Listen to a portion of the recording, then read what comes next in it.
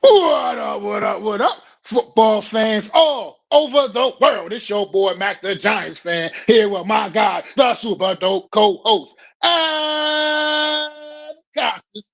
Y'all know what time it is, man. It's time for that real deal NFC East round. Yeah, punch that intro.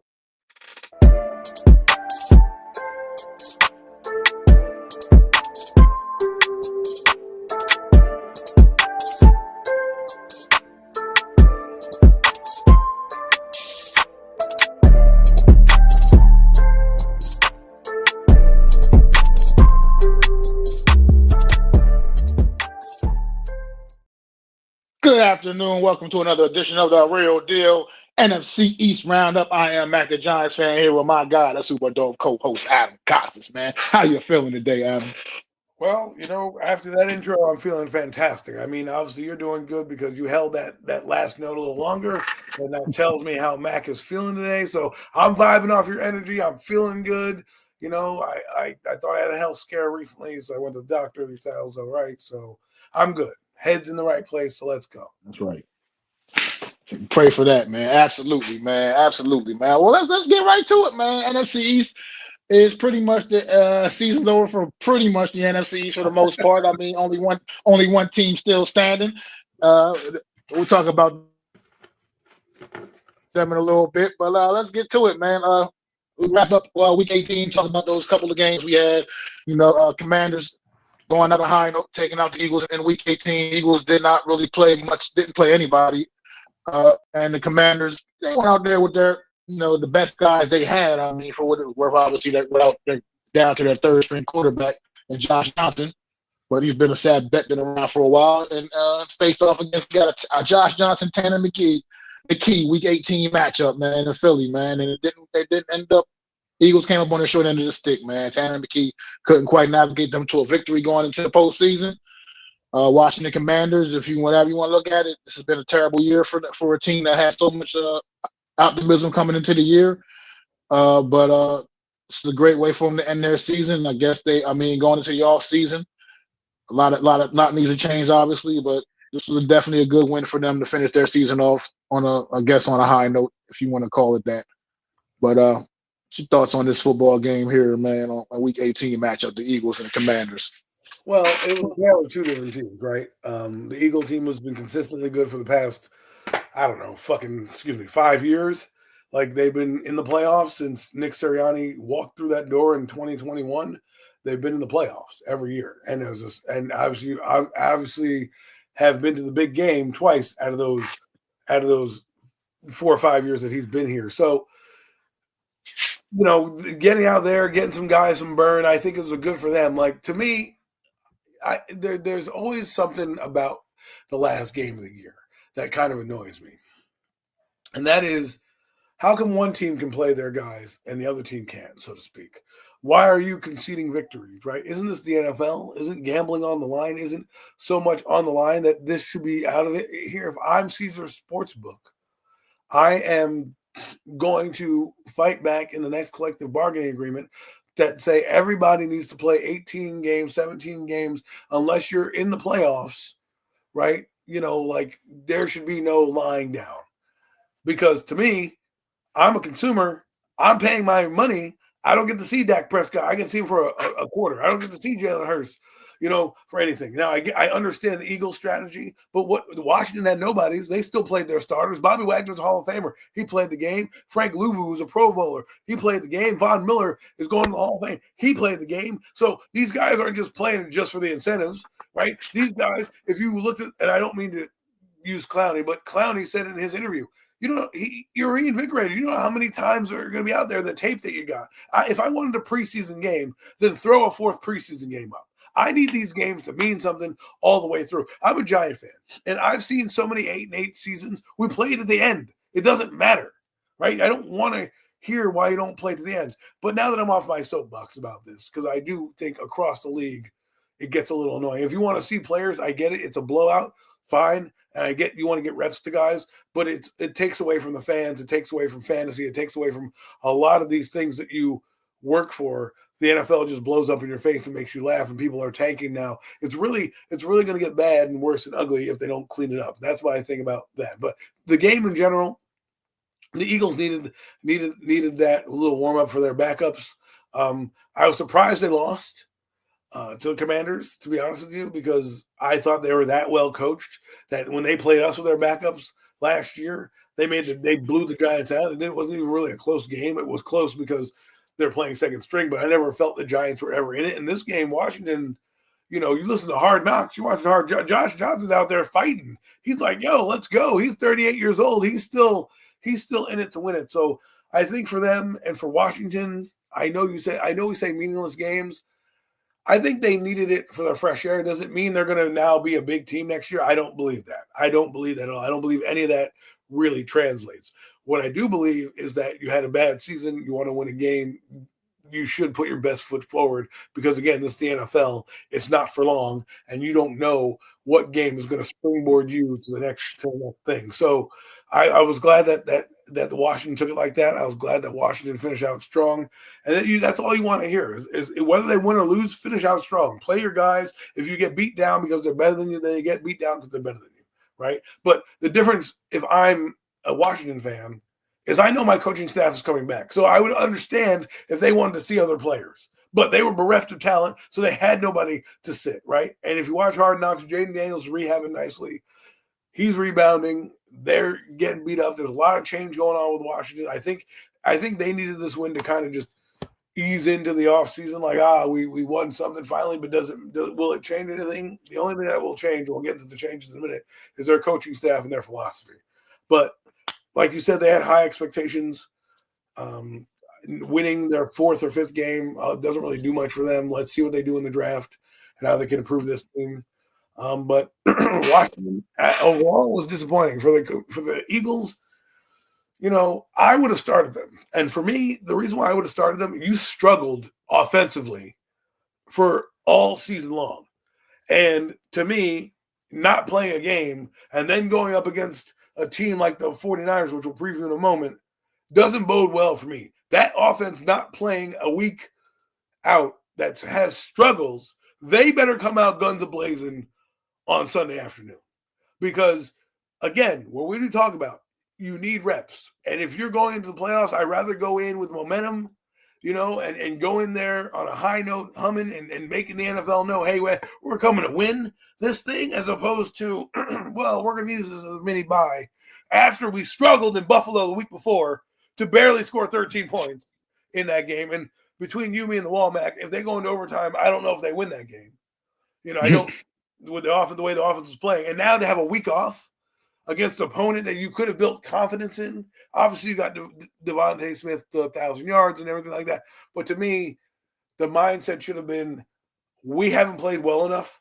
We need to play in this game. And if it gets out of hand, okay, then I'll pull my guys. But we need this confidence to go into the game. I thought they missed an opportunity there, the Eagles.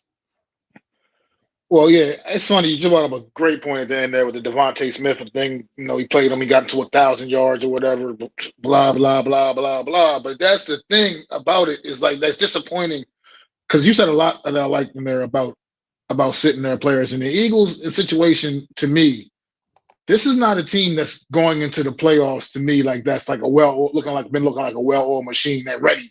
Defensively, I'll say they've been playing some really good football down the stretch here, like tremendous, you know what I mean? But offensively, this team's been a mess all season. And I feel like with the opponent you got waiting for you on Sunday, man, yeah, shit, they got to travel across country to come to your building and everything. But that's not going to phase that football team that you're playing. And I think that you should obviously know that for obvious reasons that they become kind of almost like a rivalry over the last few years, honestly, these two teams. Some couple great matchups there. But that's something else we'll talk about that maybe a little later about some of the other just good matchups this weekend. But anyway, this Philadelphia Eagle team, man, like you said, they needed to work. And if you're going to just put Devontae Smith only in there for the purpose of getting 1,000 yards, it's like, what's that? What kind of message is that even truly sending? Like, that's just ridiculous. Just stand on it. If you're not going to play your starters, you're not playing your starters. Or if you are, you are. If you're not, you're not. If you are, you are. But the fact you play this guy just for the purpose of of getting 1,000 yards on the year, like that's not to me sends a poor message. And the fact that your whole offense truly needs work, point blank and period. It just hasn't been working this season. I mean, you got a guy, Saquon Barkley, reigning offensive player of the year, who was over 2,000 yards a season ago and only needed 16 of the 17 games to get to 2,000 yards a season ago, was barely got over 1,000 this year. And this offense is completely is issues, and it needs the work, and it needed the reps. I mean, at least you should have went out there and maybe like the a la the Dallas Cowboys, at least the first half, something.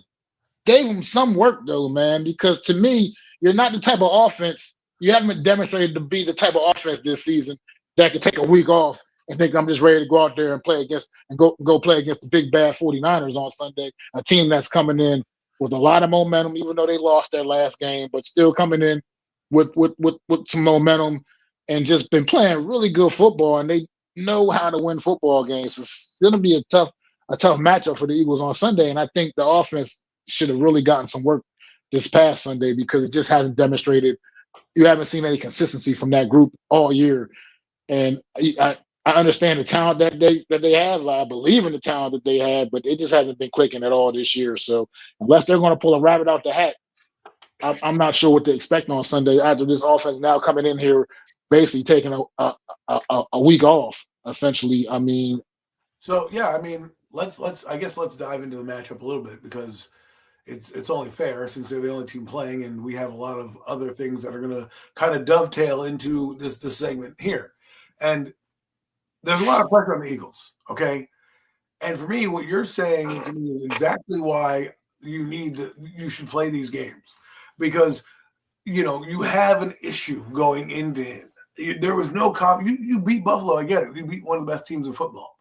Okay, but look what the 49ers did. They had a chance to go to the second seed. They could have easily conceded that and said, you know what, we'll put in Mac Jones, who has played well for them, right? And just put in a lot of guys. They didn't. They played their hearts out to get that second seed, and it didn't work out, right? And now they're coming in to play you guys, and your offense hasn't done anything. And all I'm hearing from people that we're talking to is like, oh, the Eagles defense, they got this. I'm like, wait a minute, hold on. Pump the brakes real quick. The 49ers can score points on you, okay? They may not have scored points against the team they played last week. I forget, was it Seattle? They played Seattle. Seattle has one of the best defenses in the league. That's one of the best defenses in the league. Right. I would argue that they're better than the Eagles defense. Okay, like to me, I'm not trying to be a homer here or a fan or hate on the Eagles. I think Seattle's played slightly better than the Eagles defense. That's just my opinion. Now, what will happen, I do believe, is I don't think the Eagles defense is as stifling as Seattle. So what does that mean? Does that mean they're not going to be able to handle Brock Purdy? No. But if the 49ers can score some points and move the ball, what makes you think their defense, who doesn't need to, let's put it this way, if they can control the run game, which is hard to do because they do have weaknesses, but they won 12 games for a reason. So whether we like it or not, they find ways to win games. And all they need is a couple stops, right? If they're scoring points and a couple turnovers and you look a little rusty, and next thing you know, you're down 21-0 or 21-14, and your offense hasn't done shit, and the Eagle and the 49 defense starts to get confident, starts to get lathered up a little bit. Now that they know they don't need to worry about it, they can start bringing blitzes and doing a little bit more exotic things because they know your offense can't do anything. And the last showing that your starting offense had, you put up 13 points, got shut up in the second half of your game. And then you don't even play in this game against a lesser opponent, which could have built your confidence. Now you're going into the playoff game with immense pressure on the line, so much pressure that there are candidates out there that are possibly vying for your job if he doesn't do well, right? And we'll get into those in a minute. So to me, you play your guys because you don't have the luxury of not. I know guys, if guys are banged up, obviously sit them, right? Guys that you think could use a week to rest, the guy's got a bad ankle or something, fine. But the rest of you guys, whatever happened to the old school mentality of we're going to get this right till we get it perfect, right? Like the old school mentality of going in with a high, like I'm telling you right now, if on Sunday afternoon, 4:30, I think they play. And Yep. Sunday afternoon, Saturday, No, they play Sunday at 4:30, like you said. 4:30 Sunday afternoon. If come the fourth quarter, they're down, and it's because their offense is sputtering, regardless of what we think the KP was as a coordinator, maybe that game ignites you, getting you the confidence. I mean, they've struggled all afternoon and all season, so I don't want to say per se, but they've struggled mightily down the stretch. In at least they've scored points in the beginning of the year. They had 27 against the Rams. They had 34 against the Giants. They were putting up against points, in the season, right? But they do have these swoons where they get shut out. And the last offensive performance, you didn't even score a point. Guess what? The competition's only going to get better. It doesn't get worse from here on out. The 49ers got here, they earned it, and they're going to come in with a chip on their shoulder to beat your ass, okay? And if your offense, who decided to take a week off, comes out rusty, you don't want that to be the reason you lose. Be the reason you lose is because they fucking outplayed you. They just outbeat you offensively. Like you say, you know what? Brock Purdy just had an amazing game. But if they beat you because their defense is dominating your stagnant offense, it's going to be bad news for you, Eagles fans. And I'm just being honest. And I mean, look, like I said, I'll bring it up. Like I said, this team these two teams, it's been somewhat of a little bit of a rivalry. I mean, they've had a couple of, notable playoff matchups over the last several years, as both of these teams have been amongst the NFC's better teams over the last several years. And we know about the last matchup, obviously, in the NFC Championship game in Philly, where the Eagles, really just took it to the Niners in that game. And this is a lot of the same guys around, a lot of the same guys here. People don't forget, man. People don't forget. So, like I said, they coming in here bitter. They're coming in here angry. They remember the last time they traveled across that country to play the Philadelphia Eagles at the Link in a postseason matchup. Now, granted, it's not the NFC Championship game. It's Wildcard weekend this time. But this 49er team is coming fired up, ready to go, man. And another thing about the Week 18 matchups that bother me with the guys, or the amount of teams that just sit guys and this, that, and the other, because you have these divisional matchups. The league made it where Week 18 matchups are all divisional matchups. These are division rivalries.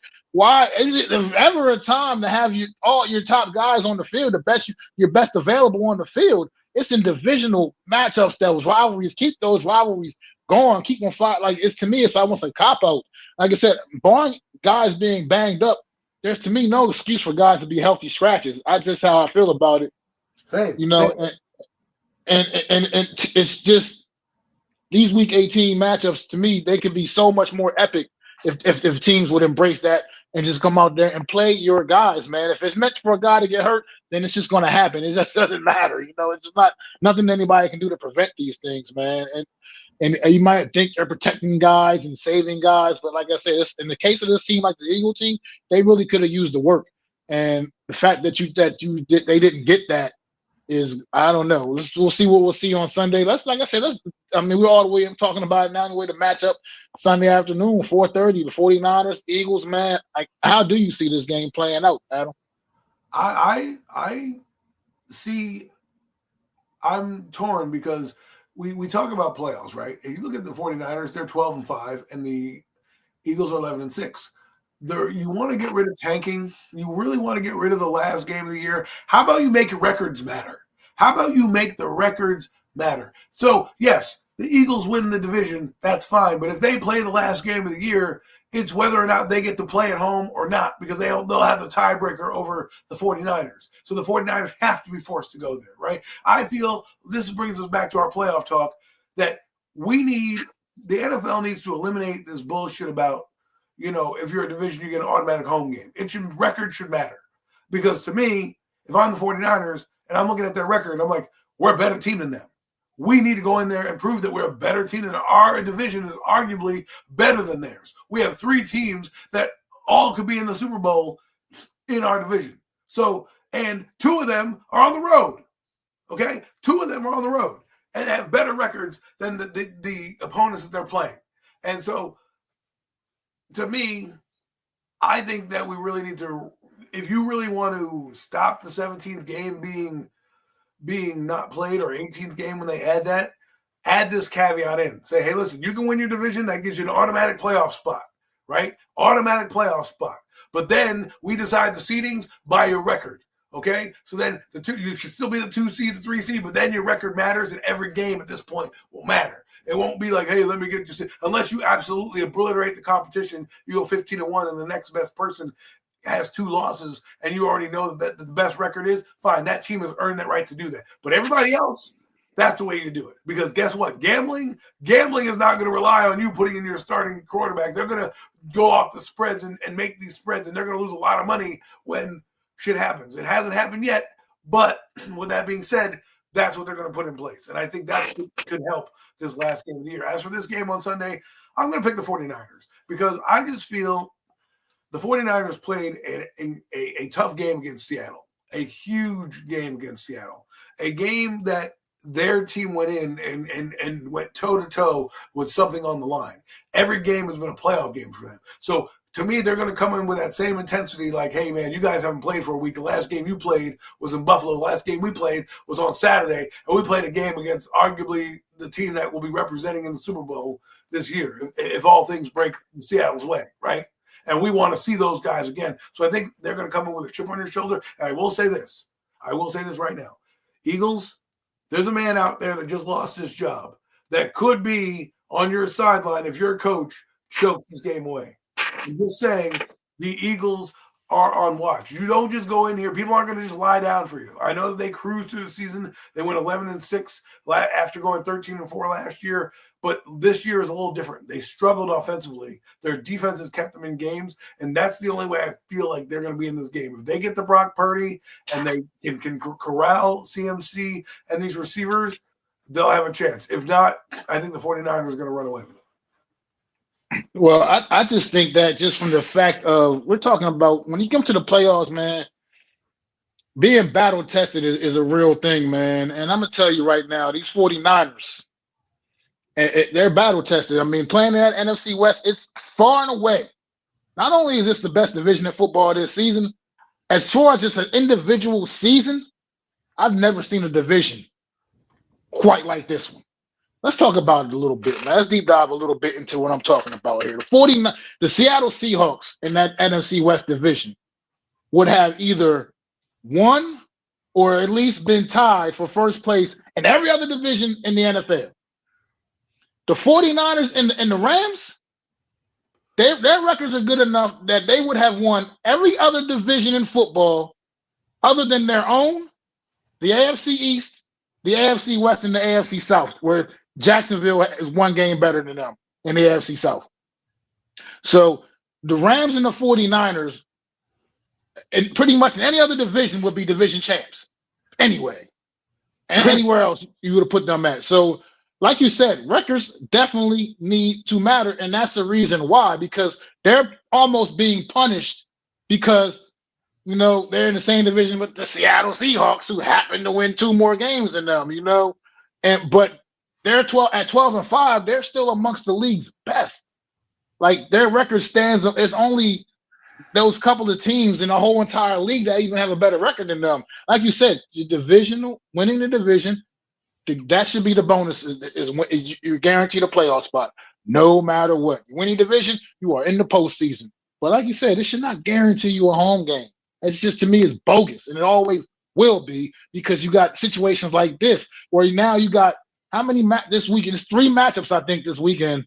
Yeah, three matchups this weekend where a team with a lesser record is hosting a team with a better gets a home game.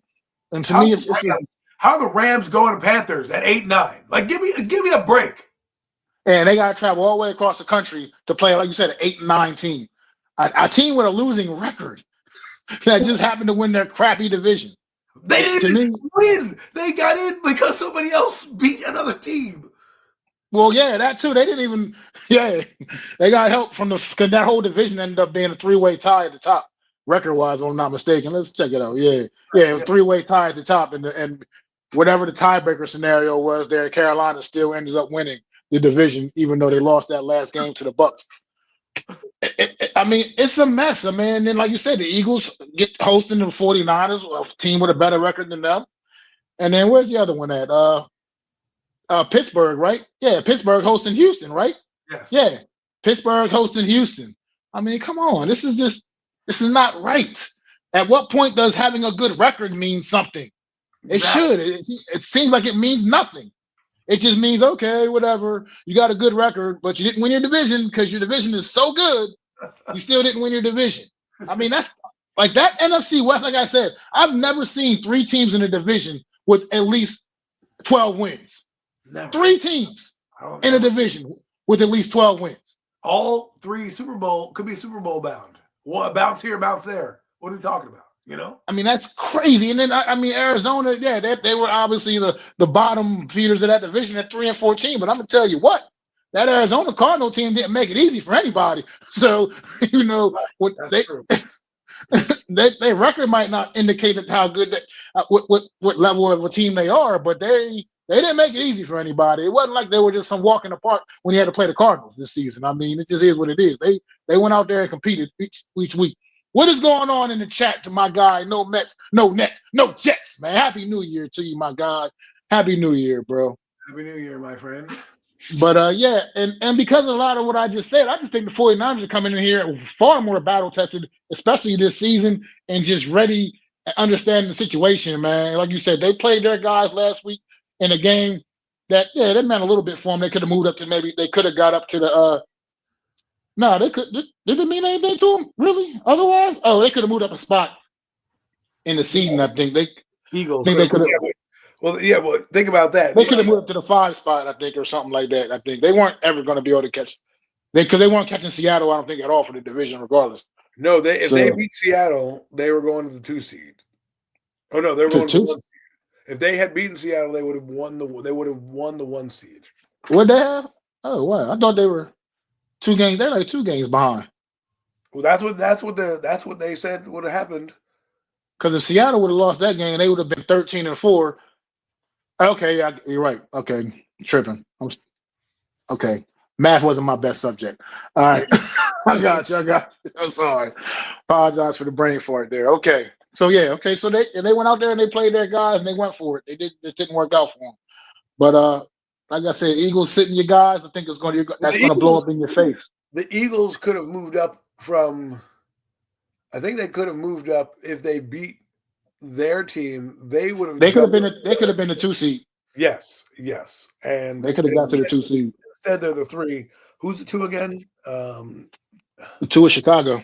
Right. So they would have moved to the 2 seed. How I don't know how they would have moved to the 2 seed when Chicago beat them. Didn't Chicago? No, if Chicago did lose their game as well, and if the Eagles would have won, they would have been a 2 seed over Chicago because they would have had a better record. They would have had a better record.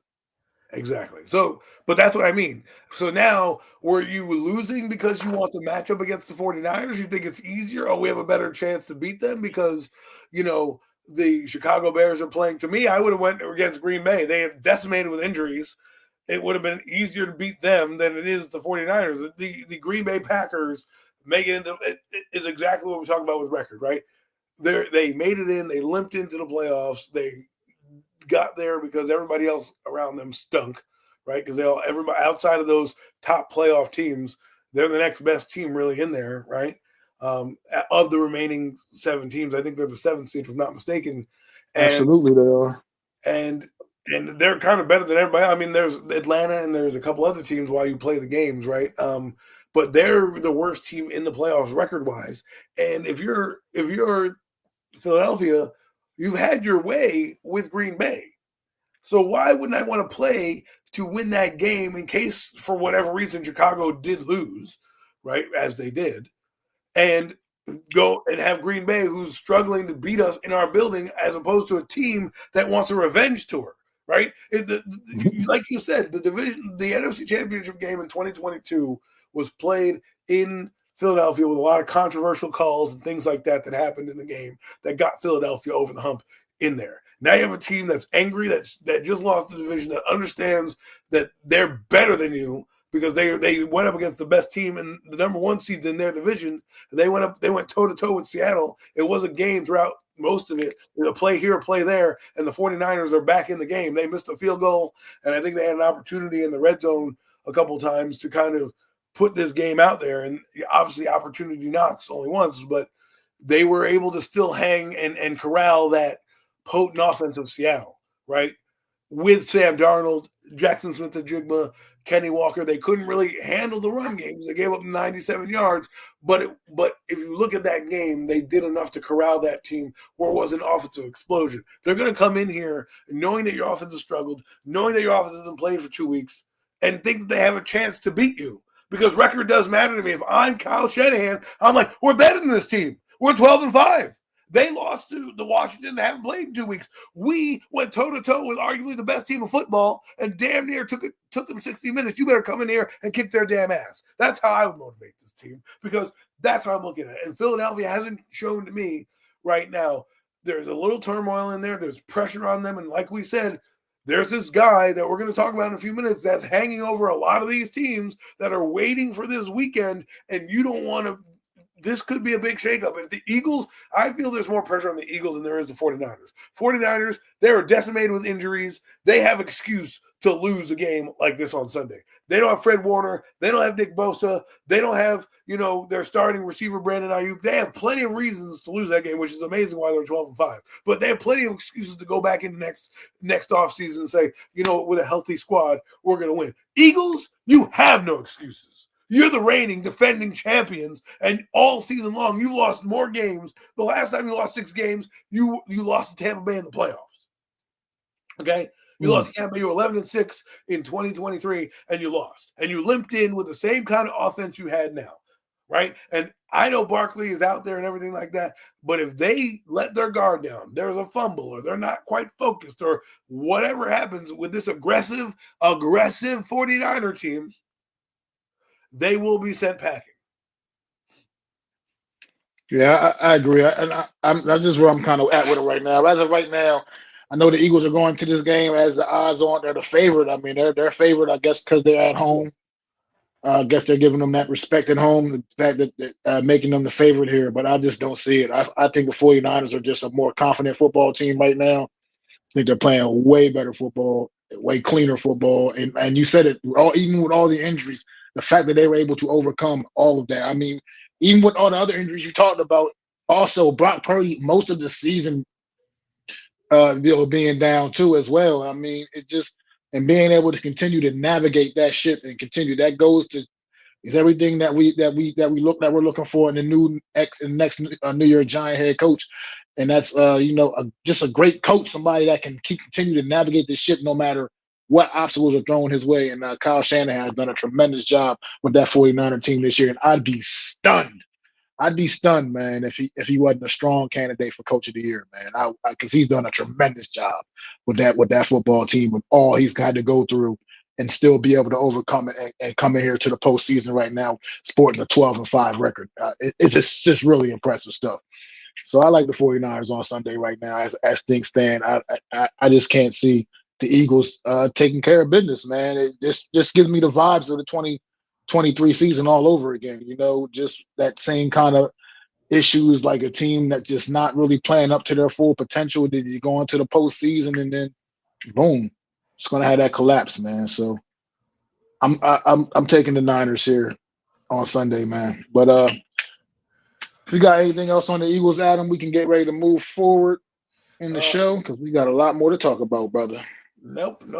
We covered everything that we need to cover. Playoff game covered. Check. Let's get into what's happening the rest of the NFC. Well, that's right. There was a game on Sunday afternoon as well. Giants and the Cowboys game didn't mean a whole lot, obviously, but at first I was a little upset, just in my bag because the Giants going out there winning a meaningless game like they always tend to do over the course of the last couple of years that affects their draft status. But a couple of days to calm down, a couple of people that's really made me open my eyes and realize that this win wasn't really all that bad, man. It's not that bad. I'm over it. Still a top 5 pick, and you know what? This team does indeed know how to need to learn how to start winning football games, and laying down against the Cowboys is something I'm not really ever interested in doing anyway. So, Adam, what's your thoughts on what we saw, what we got on Sunday, man? I was like you. This team never does anything that you want them to do right. I understand they want to win. I get it. But like draft status for the next coach, having the second pick because this team needs draft picks would have been a little bit more ideal. But they ended up winning to the Cowboys, who lied down to the Giants. They had no problem lying down to the Giants. They had no problem saying, all right, you want to win this and hurting their hurting the Giants, knowing they're hurting the Giants' draft stock and kind of helping theirs, right? In the same regard. So I look at it like this. Why do the Cowboys get to do half-ass, stuff, but we don't? I mean, Jackson Dart's still in the game with 2 minutes to go in the game. It's a blowout. I don't agree with that. I probably would have put in some other guys on there. Why isn't Turbo Miller up? I could have seen him. Like, I would have utilized this game, and this is why. I look at the Dallas Cowboys and I say that's a team that knows they're coming back next season. I still would have played all your guys because to me, if I'm Dak Prescott, I want the passing record. Like, that's something I want. It's a feather in your cap, right? Somebody told me that once where I was on a space. I think it was last week, and the gentleman was on the space with me. He's like, well, if Brian Schottenheimer ever gets fired, that 7-9 and 1 record is always going to be on his resume as a losing season, right? Or 7-8 or 7-8-1 or 7-9, whatever the record was, right? So to me, I thought that's motivation there as a coach. You want to finish out strong. You want to go into the season with a high note, right? And then I look over at the Giants, and they're just desperate. The guy is the interim coach, he can't say, oh, let me go play this player or that player, because he has no choice, right? They have to win the game because he is an interim coach. He's fighting for his job. And the Cowboys clearly lied down in the second half. And they were, they had guys in there that didn't want to tackle, except for Jadeveon Clowney, who played his ass off. Like, you got to give that guy credit. 3 sacks, caused havoc. He played his ass off. They were in the game for most of the game. Like, even though the second half, the Cowboys kind of mailed it in, it was 24-17 at one point, in the game, with the game hanging in the balance. A play here and there, a play here, a play here, a play there. And remember, the Cowboys always seem to put the Giants in favorable position. There's a time where they could have went up and made a tackle, and they either missed the tackle or had a fucking penalty that cost them more points. And I thought, if this were a regular game, I don't know if the Giants would have won. So I guess I was after a little bit, I don't really care that they won. At the end of the day, they're going to play. To me, another reason why I don't want them to win is because I don't want them to run it back with Mike Kafka. Like, oh, look, we beat the Raiders. We beat the Cowboys. Oh, hey, woo, we're going to bring back Mike Kafka. Yay. Right? I didn't want that to happen, so I need misery to happen. Thankfully, we don't need a quarterback. So I know the record doesn't really matter. But, again, you want to position yourself with another quarterback like Ty Simpson coming out.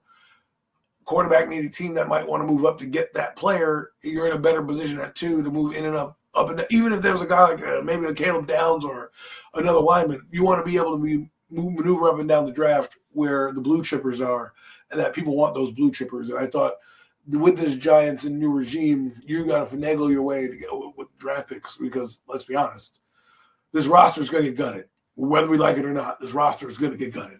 And good for them to win the game. I was more happy for Dart, mostly, because I wanted to see the progression. But with this being said, I want to put this caveat down there. I love what Dart does, but he's got to work on his in-pocket passing. That's the one thing I think he needs to work on. He's doing it in practice, because you see Hard Knocks, they have a pocket, he's doing it. But in the games, he's relying on a lot of unorthodox throws.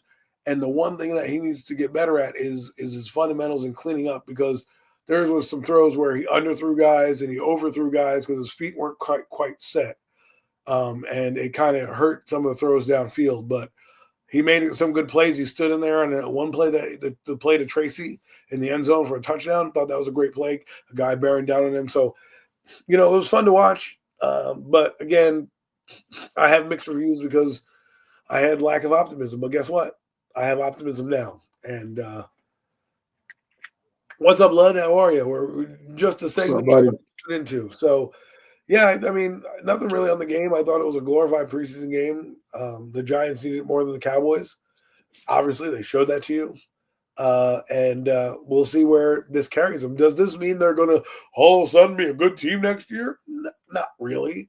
because the coaching staff that was here that wanted to win is definitely not going to be here next year, and that's a fact.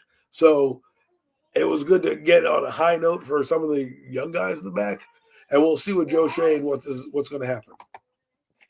Yeah, that was definitely. I'm pretty much right there with you. Everything you said there, I'm in agreement with you. It's it's funny too because a friend of mine, he's actually a Cowboys friend. That's a buddy of mine. Was at the game on Sunday, and that's exactly what he said. That's exactly what he called the game. He said it was like being at a preseason game. Exactly his exact words. So it's funny how y'all both saw that the exact same way. I mean, and that's what it was. I mean, it just wasn't really much to get excited about. I mean, Jackson Dart definitely did some things that impressed me. I mean, that touchdown pass to Bellinger, those are the kind of off script things that we haven't seen here in New York, man. Period. I mean, those are the kind of things like those. Like I said earlier, I said on the Aftermath show, I like that play right there was like some Patrick Mahomes type stuff, and I'm not comparing Jackson Dart to Patrick Mahomes by no means. I'm just saying that was just kind of what that play reminded me of. That kind of off script throw, that sidearm, underhand sidearm throw to Bellinger, just like when everything was closing in, still keeping the play alive and being able to make that throw and make it happen. So it's that was mostly what it was all about. And like you said, down the stretch, you would like to see maybe Dart get pulled out of that game once the Giants had things in hand. No need to be out there and possibly take some unnecessary hit. But we don't know, man. We'll have to see. But it was, we got the win. And like I said, my eyes were open. I felt, like I said, initially, I might have been a little bummed out about it. But the reality is, when you got a young team like this, winning, they do need to understand what winning is all about, how to finish out games. And that was something they were actually able to do on Sunday, because that was the kind of game on Sunday, when you looked at it going into the fourth quarter of that football game, you got those bad vibes again. Like, we've been here too many times this season. You know what I mean? And we've seen this story before. But this time they were able to actually hang on to a lead in the fourth quarter, get the job done, get the W, man. And just give them credit. Like you said, Tracy with a great effort in that game. First running back this year for the Giants, over 100 yards in a single game, even though Cam Scatterboo got robbed of that in the first Eagles matchup when he only needed 2 more yards. Could have just gave him the ball one more time, let him get that. But whatever. That's neither here nor there. And so, couple of guys playing well. Like you said, Turbo Miller, he was out there on the sideline in street clothes. I just don't understand it. I mean, it's the last game of the season. You're going to see what a guy can do, man. You never know. But that's where we're at now. I mean, we're on to bigger and better things as the off-season process is underway. And we about to dig into that, because there ain't really much to talk about this football game, other than, like you said, Jadeveon Clowney for the Cowboys definitely looks like he wants to be back in a Cowboy uniform in next season. I mean, 3 sacks on the day, 4 tackles for losses. He recovered a fumble, if I'm not mistaken. Jadeveon Clowney was all over the place, man. That was one hell of a performance by him. So I will say that's one thing. Positive note for the Dallas Cowboys. That's all I really got on them. And like I said, the Giants, there's more things to talk about with the New York Giants. We're about to dig into that, as well as some of the other the Cowboys Commanders, some coaching situations going on here. But what's going on, Andrew McDonald, long-time listener, first-time caller, Harbaugh or McCarthy as the next HC head coach for the New York Giants? I'll take your answer off the air. Wow, I like that. That's my man, Andrew. He's a good friend of mine. He's coaching Mike Francesa there. If you guys are from New York, when you call in, they always just say long time listener, first time caller. Yeah. And, Harbaugh and McCarthy, we'll get into that right now. But I do want to say one thing about the game real quick before we move into the offseason stuff. The game against the Cowboys, I saw Gunnar Olszewski go for 100 yards, right? What does that mean? Do I need to sign Wan'Dale Robinson? I don't know if that guy can produce that way. But people are going to tell me, well, he only played against backups. Well, you can only produce what you produce, right? So my point is when we look at this game, if we're going to look at the game in a whole, do we actually get true evaluations beating the Cowboys for teams that didn't play? Because Illuminor got beat like a drum, and then they brought out some of their other guys. So when you overall look at it, right, I'm happy for some guys, but it also showed me that I don't need to pay Wandale Robinson no money because Gunnar Olszewski got me a hundred spot on that play. So You don't want to get some pushback on this, Adam. But I'm finished up. Finish your point. Now I'm gonna give you pushback on it. Finish your point, though. But what I'm saying is can you really, at the end of the day, it doesn't really matter that we beat the Cowboys because they weren't even full strength. Like I know that we're talking about, oh, it's a great win. Like I can't take anything out of it because I don't know if the Cowboys would have beaten us if they played their guys full strength, right?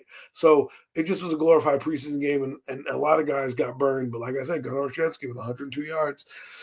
I don't think I want to sign Wandale, man. If I can get that guy for cheap, get me 100 yards a game. Nah, because I don't. You're not gonna. That's not what you're gonna get from Gunnar. And I love Gunnar, and I want him absolutely in a New York Giant uniform next season. But I want Wandale Robinson too at the right price. I don't want. Like I said, I'm not talking about breaking the bank and going crazy with Wandale. I mean, he's got the money's got to work out right. You know what I mean? But at the same time, he's a better receiver overall, as far as the wide receiver, he's a better than Gunner. I mean, come on, he brings more to the table at the position than Gunner does overall. Now, I don't know because I mean I don't know. I can't say yes or no to that. I really can't, to be honest with you. The reason I'm saying yes to it is because Wandale Robinson is now 1,000-yard wide receiver in the NFL. He is a 90+ catch receiver for the last 2 years consecutively. I don't think Gunnar Olszewski brings that to the table. What I do think Gunnar brings to the table, however, is a guy that should have played more on the offense. And that's shame on the New York Giant coaching staff because you're looking at this guy in practice every day and you kind of should have an idea of what you got. And the fact that you're ignoring that and still force feeding the guys that are unproductive out on the field is problematic. Now, I think what a Gunnar Olszewski kind of role could be for the new, take the Dallas Cowboys and look at them, our counterparts there, and look at a guy like Kevontae Turpin that they use. He's not George Pickens or CeeDee Lamb, obviously, for them, but he's a guy you can package in and he can make some explosive plays for you every once in a while. He can be that guy on third down, that crafty guy on third down that gets you that key first down, make a clutch reception. I think Gunnar is that kind of guy. So I don't want to put more on Gunnar than I think we should. And that's why I would like in an ideal world to be able to have Wandale Robinson still back here, as well as a guy like Gunnar still doing what he does for us on special teams and getting him a little bit of work on the offense here and there. Because this guy is just like he's a football player. He's the kind of guy where he might not be the biggest, the tallest, the fastest, the this or the most skilled, but he's determined to be successful. And when he's out there on the field, he's going to give you everything he's got. And it's usually going to result in good things, which he's proven with his limited opportunities. Well, look, fine. You want to get Wandale? I'm not paying him money. He's going to want to. He's going to be paid. He's going to want to be paid like the guy out of Buffalo. Wherever he got paid. I'm not paying him that. I know his production is going to go down because the Giants are going to be investing in receivers this year. Okay, because Malik Neighbors' knee is worse off than it was. It's January and he still has a cane and still in a brace. Okay, so they're going to be drafting a receiver and probably signing one. And I would kick fucking Darius Slayton to the curb because that guy's a bum as well. What I'm saying to you is this: I don't believe Wandale Robinson is going to get 1,000 yards. I think he got 1,000 yards because there was no one else on the field to be with him to be at 1,000 yards, right? He had Darius Slayton who did nothing. He had Isaiah Hodgins who did nothing, and he had a Gunnar Olszewski who never got burned. Right, so he was the only guy out there, and he showed up in certain games, and he didn't show up in others. So I can't. I'm happy that he destroyed the Raiders.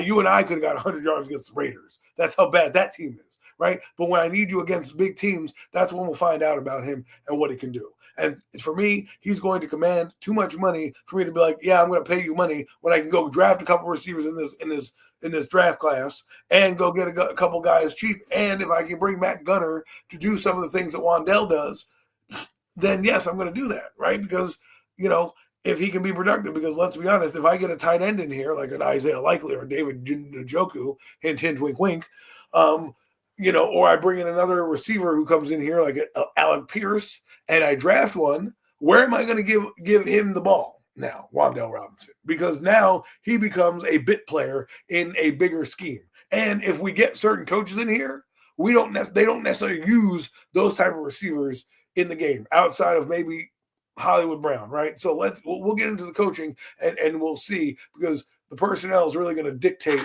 how this team is built. But I just want to bring that up because, a lot of people like Wandale. I think he's a solid team, but I'm not, he did destroy the Cowboys, which that's not that great. And he destroyed the Lions, which they didn't even have their starting DBs back. When we played the Eagles, he wasn't that great. When we played the teams that we need him to play, he wasn't there. He was pretty damn good against the Eagles in that primetime matchup in which we won. He had a pretty damn good night in that game, Adam. I don't know, man. I see he had a pretty good game against the Eagles in the first matchup. He absolutely did. I look at it like this. I'm not going to spend money if I can get Carnell Tate in the draft. Like, if I can know that I'm going to be in a position to draft that guy or Jordan Tyson, I'm not spending $15 million a year on that Smurf. See, this is the comment. This is right here. This comment right here is where I'm at. I agree 1,000% with this comment. This is what I mean about Wandale.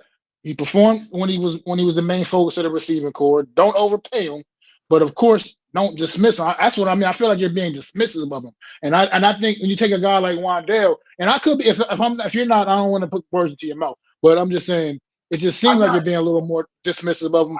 Whereas a guy like him, he has genuinely gotten better every year of his career. He's risen up and gotten better. I mean, last year he had about the same amount of catches as he has this season, with about how many like 200 or so less yards, 200, 300 less yards almost.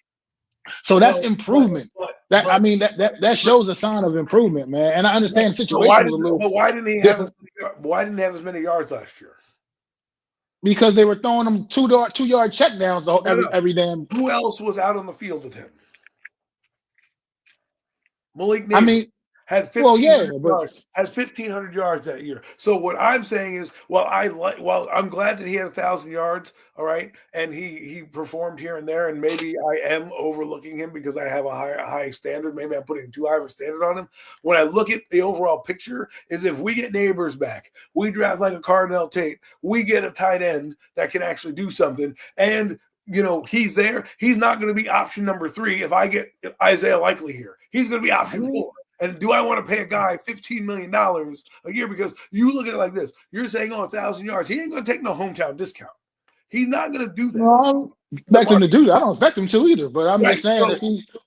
So with that being said, I'm not paying him that much money for a guy that I think's targets are going to go down. I think's yards are going to go down because I'm going to have these other weapons who I'm going to bring in. Right? The Giants had Wandale Robinson as their best receiver, and at best on most teams, he's a third receiver on most NFL teams at best. He's not going to be a number 1. He probably wouldn't have gotten 1,000 yards anywhere else. On the Eagles, that guy's probably not doing much, right? But because they have Dallas Goedert, they have Barkley, they have A.J. Brown, they have Devontae Smith. Well, if the Giants have Carnell Tate, Malik Neighbors, and let's just say Kyle Pitts, and then they draft a running back as well.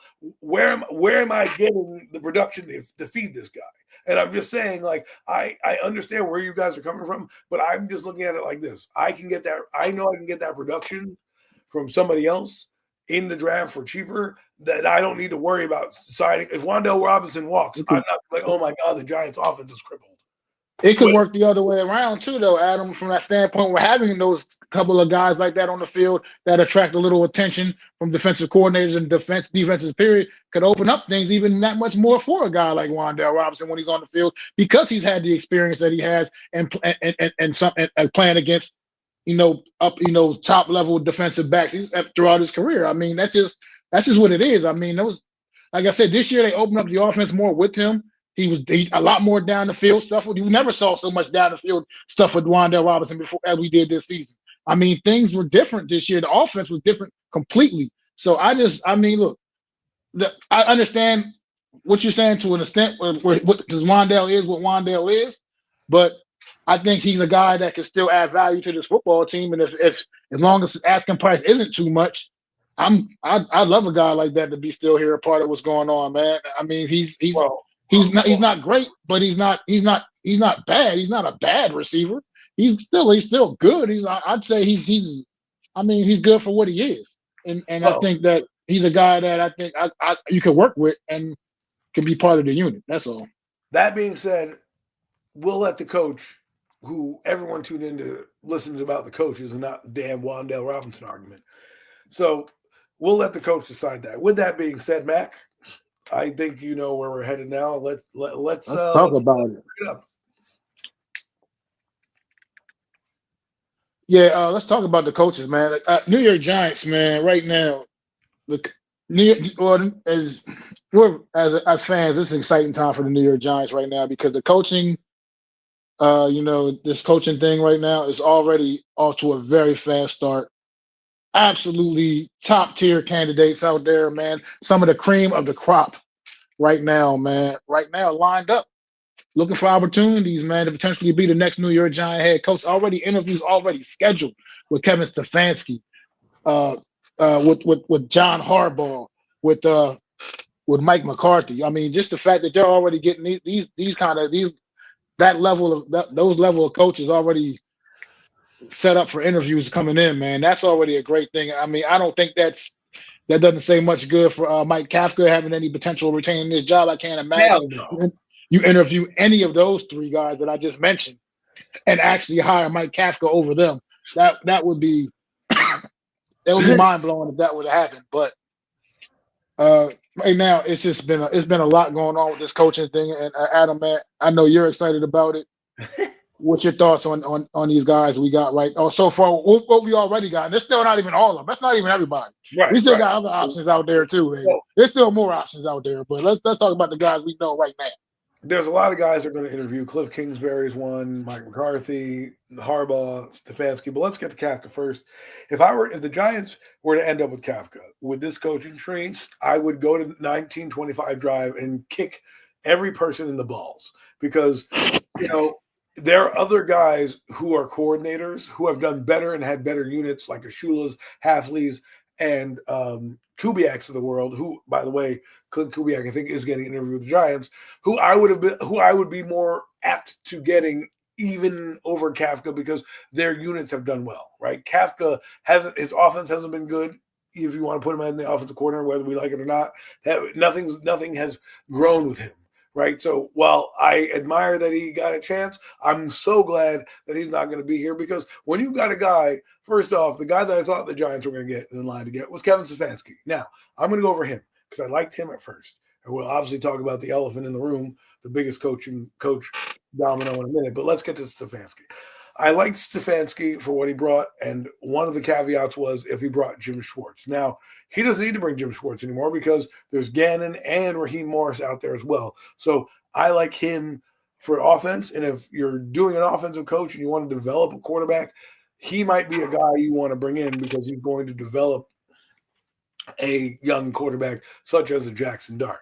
And if I can get Schwartz in return to figure out this defense, then that's something that also entices me with a guy like Stefanski, right? And what he brings. Now, his tenure in Cleveland, I think, is better, and I think a lot of people are referring him back to Pat Shurmur because when Pat Shurmur came in, he came from the Browns, and he had a shitty record there. He won 10 games in 2 years. This guy went to the playoffs twice and won a playoff game with this, and he's played arguably the best division in football and been able to keep up with some of these teams in that division. So, his first 4 years were good, and he somehow, with all the injuries on offense and young quarterbacks developing, still won 5 games, and his team was playing hard.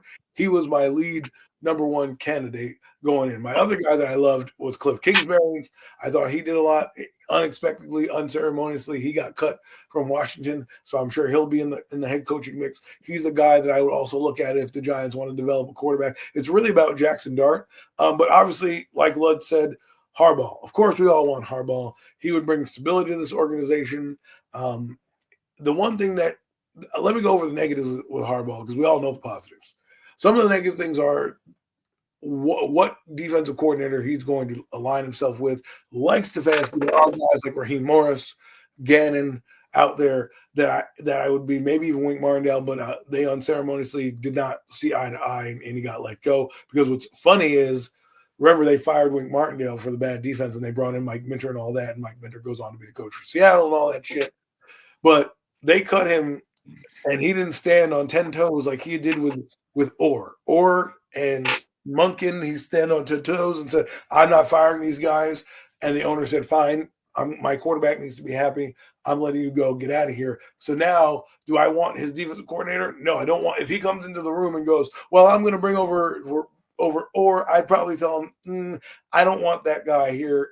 Look at Raheem Morris. Look again. And if he tells me, no, I'm going to bring that guy, I'm going to have to ask, questions, and I'm going to want to interview that defensive coordinator because he was not that great last year. Raven fans can tell you this defense is pretty simple.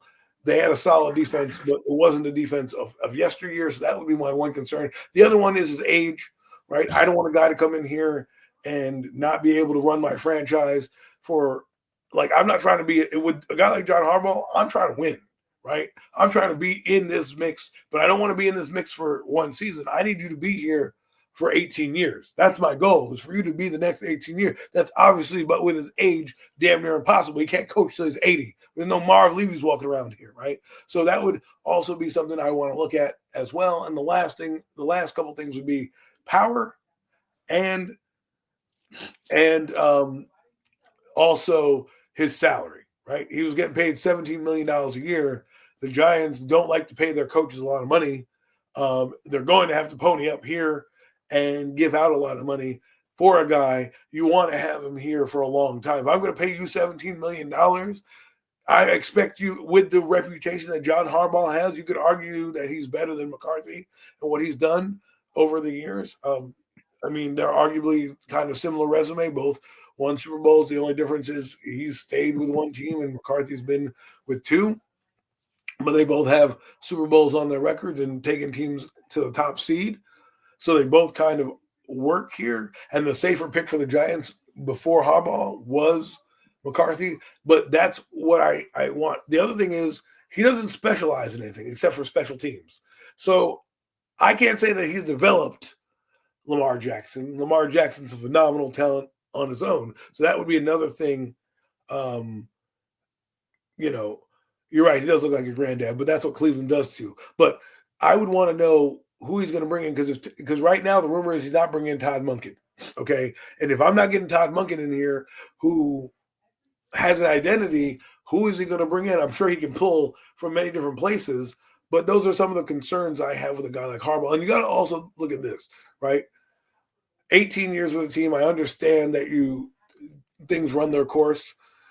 But there are 9 other teams that want him. And will the Giants relent power? And what I mean by that is this.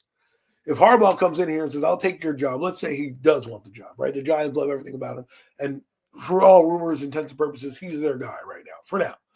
If he goes into the Giants and says, I want such and such to be my GM, will they have the gravitas to fire Joe Schoen? And my answer right now is unequivocally no. I think they like Joe Schoen, and they're going to ask Harbaugh to work with him. So then what does that working dynamic look like? Because that guy is going to want a little power. He had a little power in Baltimore in terms of personnel. He's not going to want a meddling owner or a meddling GM or anything like that. And he's going to want a guy that understands his philosophy and the kind of players he wants, right? So is that going to be a caveat? With a guy like Stefanski, who, by the way, Joe Schoen has advocated for and Jackson Dart has advocated for, right? Obviously, before Harbaugh comes out, what are you going to concede? Because Atlanta can give up the moon for Harbaugh. McDaniel is not safe. Fucking Stephen Ross went behind his back and got the temperature of the room for John Harbaugh, right? There's teams in the playoffs like Buffalo and possibly Philadelphia who also have inquired about, who also have inquired about John Harbaugh, right? So if that's the case, is he going to use the Giants for a leverage play? Is he really going to? Because if I'm Atlanta, you could be the GM too, John. Whatever you need, I'm open the purse strings and I'm gonna let you in. I don't think he's going to go to Arizona, but I do believe a team like Atlanta is on the field. I do believe if Buffalo were to get rid of Sean McDermott, that'd be a spot to go to. And I do believe the Eagles would be interested as well to bring him in, right? So for me, and if the Eagles say to them, you know what? We'll give you power or whatever the case may be. Like, he's 63 years old. Do I want to rebuild a franchise from the ground up? By the time they get good, he's going to be 70, right? I mean, the Giants may be good out the gate, right? But let's be honest. Older coaches can remain there for a while, but after a while, you get older and older. And why do people get young coaches? Because these young guys can relate to what the game is now and blah, blah, blah. Why is he getting kicked out of Baltimore? Because his quarterback and him don't see eye to eye and things like that. So there are things that, while I love Harbaugh and I'm just only playing devil's advocate, everybody knows the reasons why he, he lost Zach Bond. What? I don't know what he meant. I don't know. I'm trying to see what he was talking about too. I didn't hear anything about that. But anyways, my point is let's take that what you said. If they're not dramatically improving, why would a guy like Harbaugh come here? Because let's be honest. Let's be really fucking honest. The Giants are going to gut this team. They don't have much money, so they're going to get rid of guys, regardless of who we like them, right? Guys are going to be traded. Guys like Kayvon maybe on the trading block. Guys like Darius Slayton need to be shipped off, and of course they're going to have to cut guys like Devin Singletary and Gano and things like that, right? So this team is going to be young and have a young nucleus. They don't have that many draft picks either, right? So you're going to have to hit on your first round pick. You're going to have to hit on this. What John Harbaugh does bring to you is identity, right? You're going to be a downhill team and running, but at the same time, if we believe, and I can't say that John Harbaugh is going to immediately make us a playoff team because of the talent that I see on the roster. If you evaluate this team going forward, will he have enough time at 63 to be able to be patient enough at maybe 69, to be, or 68 in 4 years, to be able to build a winner in this team, which, by the way, the NFC has Seattle that's building, that the Rams are going to still be a hot commodity, because Sean McVay's not going there. Chicago seems to be emerging. Green Bay is going to try to flip the script. So, for all intents and purposes, those are the only factors I have for Harbaugh that I would say. Other than that, I think he brings intensity. He brings identity. He brings instant respect to the Giants sidelines, and they're not a laughingstock. But like I said, I don't need him to win me a Super Bowl now. I need him to be here a long time to make me a perennial contender. And if his age or like that is going to prevent him here, you look at Shanahan. I want Shanahan. I want a guy I want a Tomlin. I want a guy that starts out like a McVay, that starts out at 38, and it is here into his mid-50s, right? As much as I love Harbaugh. So those are just some of the things I'm bringing up. That's all. Well, look, you said a whole lot, and a lot of it makes sense, a whole lot of sense, bro, to me. That's my biggest fear of a John Harbaugh is the age thing, obviously. I mean, at 63, how much more does he have left? How much longer is he trying to do this for? That's literally the only thing now. That's the only thing that's got me kind of thinking, do we really want to bring in John Harbaugh? Is that age thing? But other than that, man, bring him in, all in. I feel like he comes in Friday. As far as I'm concerned, don't let him get the fuck out of town, man. Because you said something else during when you were speaking about John Harbaugh and his pedigree, and the fact that when he was hired by Baltimore as their head coach 18 years ago, he was a special teams coordinator. And the fact that he was able to go into that team in Baltimore and do what he's done and have the success that he's had, it lets you know exactly the kind of coach you're dealing with. This man knows how to put together a staff because, like you said, he's not an offensive specialist. He's not a defensive specialist. He was a special teams coordinator that got a head coach opportunity, and he made the absolute most of it. This guy knows how to run an organization. He knows how to run a team. And that's what the New York Giants have been lacking. Yeah, bring Brian Dable in, this offensive guy, this quarterback whisperer. Yeah, bring in Pat. You had Pat Shermer there, all the same shit, all these little specialists. These guys are so great. They're going to be so great for our quarterback.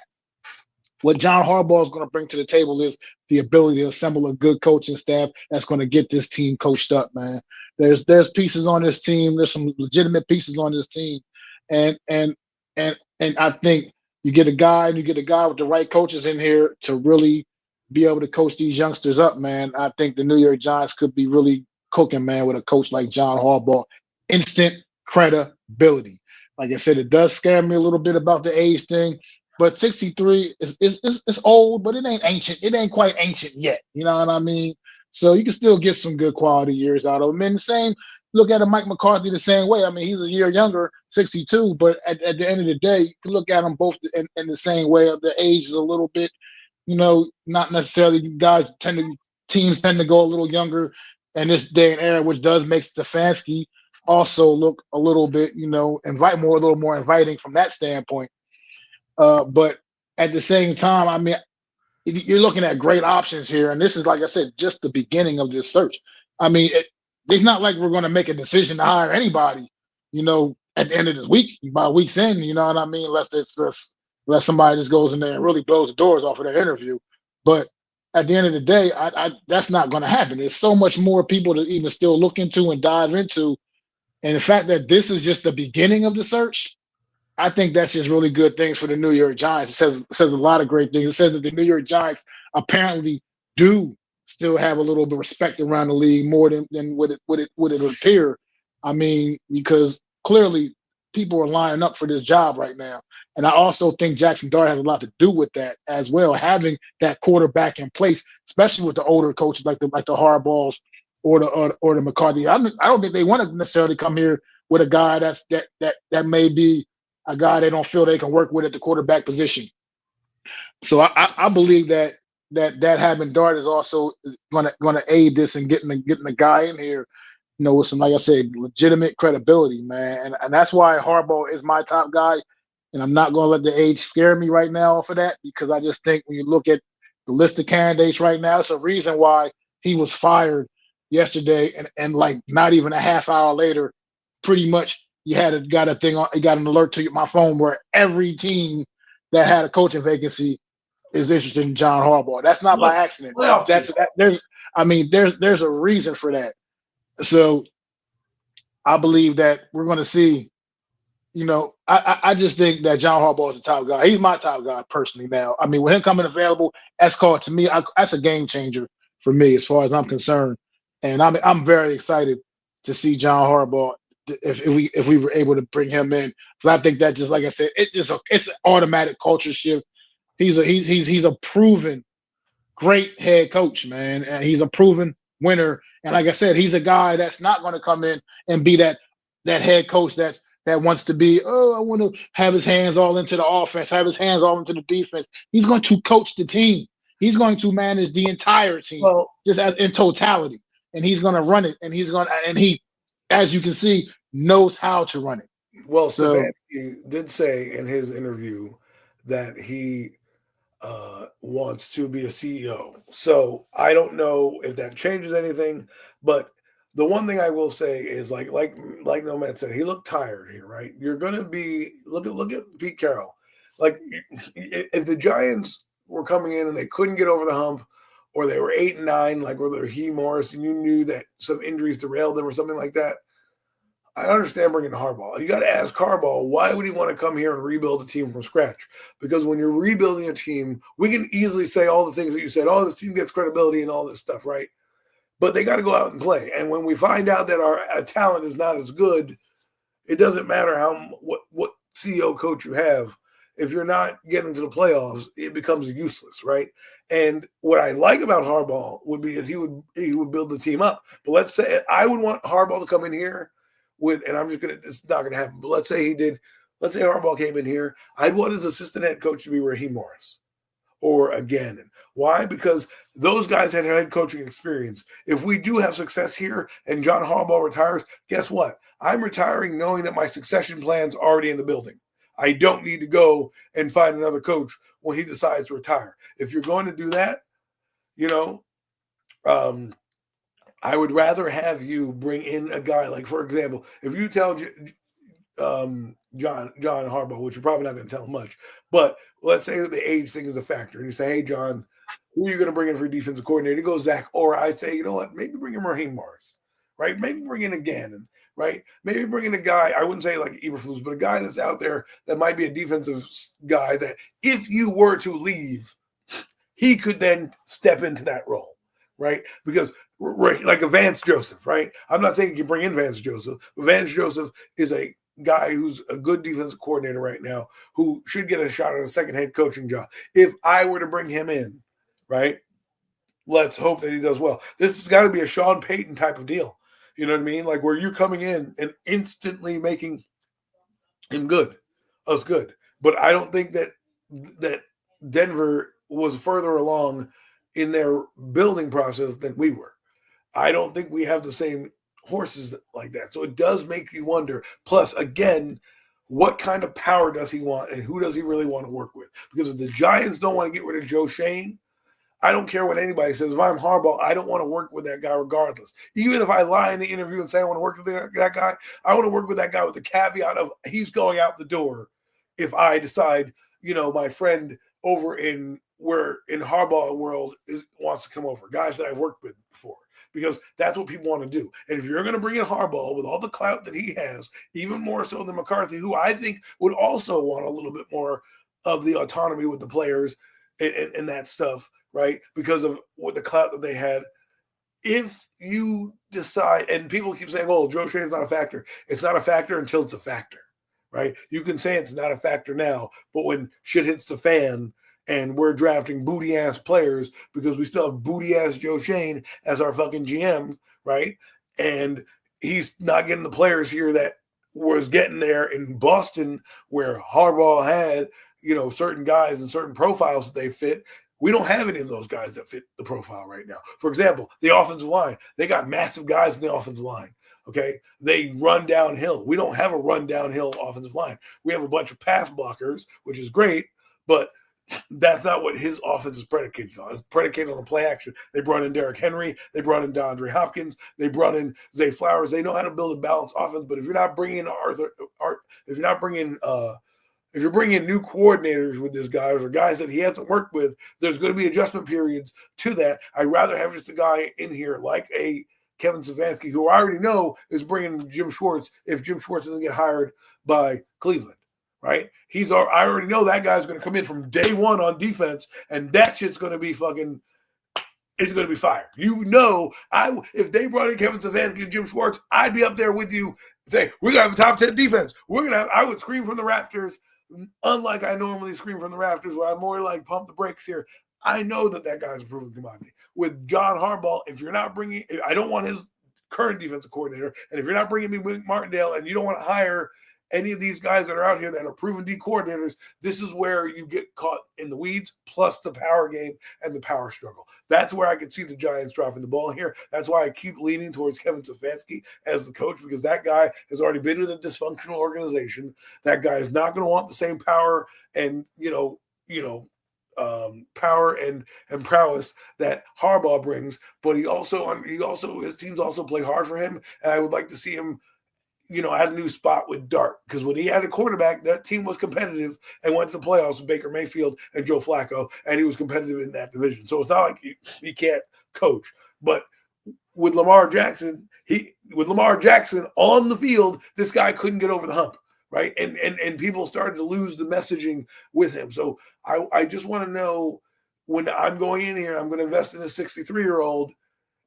Where his commitments lie, how much power he wants, how long he plans on coaching, because these are factors going in. Because if in 3 or 4 years the Giants start to become, let's say they're not good next year, but then they make the playoffs the year after that, or they're fighting for the wild card, like will he be here long enough for this rebuild to actually be see-through where we're actually a contender, or is he just going to build the foundation for somebody else and keep the seat warm? If that's the case, already bringing that coach right now, like they have with Jim Nagy with Andy Reid, but Andy Reid's not stepping down. But that type of guy where you're like, all right, shit hits the fan, or Harbaugh decides to retire, at least he's pan-selected a Raheem Morris or a Jim Nagy type. I know that's not a name you guys want to hear, but it's just an example of that kind of guy.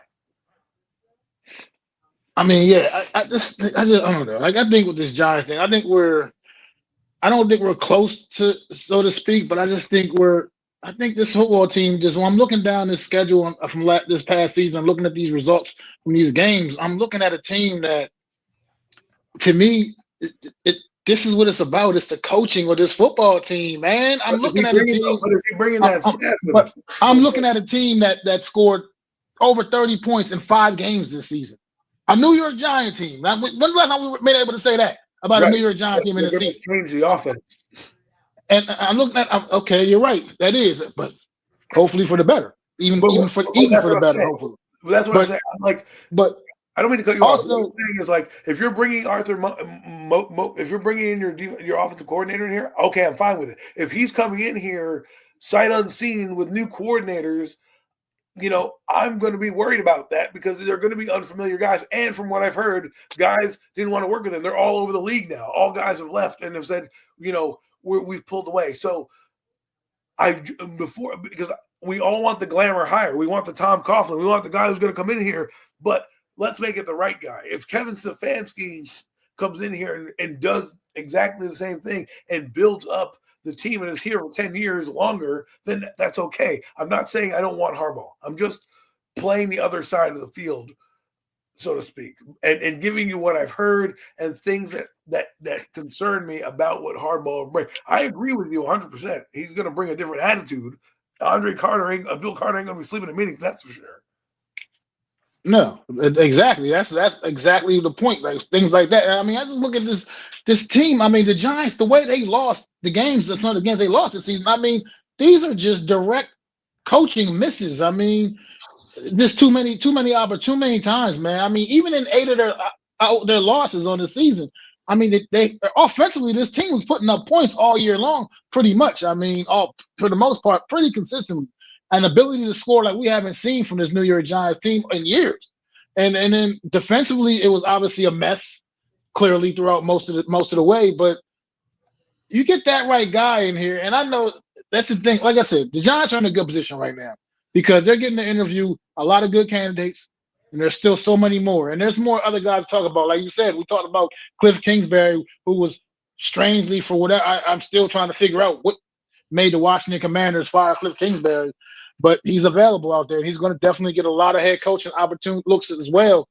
But let's say hypothetically he doesn't get hired as a head coach in any of these coaching vacancies. Let's say that doesn't happen, which is possibility with some of the candidates that are out there. What about a guy like him even being available to potentially bring in as OC for this football team? Well, you know what I mean? That's a good idea, right? So, for example, Raheem Morris, they didn't want to interview him. Do I necessarily think he's going to be a head coach? No, but if a guy like Stefanski can't bring in Jim Schwartz, that's a guy. Harbaugh, I'm sure Raheem Morris would want to work with him too. So, this coaching search right now, the reason why we're only talking about 2 guys, because I really believe it's only 2 guys that have the job. I think Cliff Kingsbury would be good here. I do. I already told you guys weeks ago that I thought he would be a head coaching candidate. From what is being reported, again, he and Dan Quinn didn't see eye to eye. They wanted the ownership was trying to meddle in the personnel, and so if he doesn't get a head coaching gig, I agree with you. Bringing Cliff Kingsbury. That's another guy that if I'm John Harbaugh, I'm calling up today and saying, hey, man, I may need you because Todd Monken may retire or may not be able to come with me or what. You know what I mean? Like, who knows what the Ravens are going to do? Maybe the Ravens, who need a coach now, promote Todd Monken. I don't know. We'll see what happens. I mean, but those to me are the kind of advantages you have with a guy like John Harbaugh if he was to be the guy. I mean, you just have.